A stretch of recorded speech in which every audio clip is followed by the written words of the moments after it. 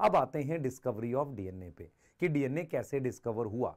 तो सबसे पहले क्या हुआ था, 1869 में एक साइंटिस्ट थे जिनका नाम था मिशर। उन्होंने क्या किया, डीएनए को देखा एज अ एसिडिक मटेरियल, किसके अंदर, न्यूक्लियस में से आइसोलेट किया DNA as a acidic material. उस डीएनए को उन्होंने नाम दिया न्यूक्लिन। अब उसका वो स्ट्रक्चर नहीं देख पाए क्योंकि टेक्निकल लिमिटेशन, मतलब एक लिमिटेशन थी, डीएनए टूट जा रहा था आइसोलेट करते वक्त, तो वो स्ट्रक्चर नहीं देख पाए। उसके बाद क्या आता है, जो 1953 में वॉटसन क्रिक का डबल हेलिक्स मॉडल आया, जो किस पर आधारित था, फ्रैंकलिन और विल्किंस ने जो एक्सरे डिफ्रैक्शन डाटा दिया। फ्रैंकलिन और विल्किंस नाम के साइंटिस्ट ने टेस्ट ट्यूब में एक्सरे डाली डीएनए पर और एक डाटा बनाया, उसे हम कहते हैं x ray diffraction data.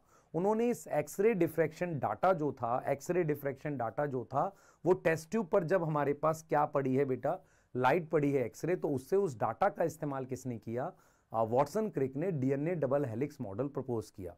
DNA double helix model की एक बहुत इंपॉर्टेंट फीचर था, प्रॉपर्टी थी, जिसे हम हॉलमार्क कहते हैं। हॉलमार्क मतलब मेन फीचर था, वो था complementary base pairing. Complementary base pairing ये आधारित था किस पर, चारगाफ के कंट्रीब्यूशन पे। चारगाफ एक साइंटिस्ट थे, उन्होंने डिफरेंट सोर्स का डीएनए आइसोलेट किया और क्या बोला बेटा, क्या बोला कि ratio of adenine to thymine, ratio of adenine to thymine is equal to guanine to cytosine, वो कांस्टेंट है और बराबर टू 1 है।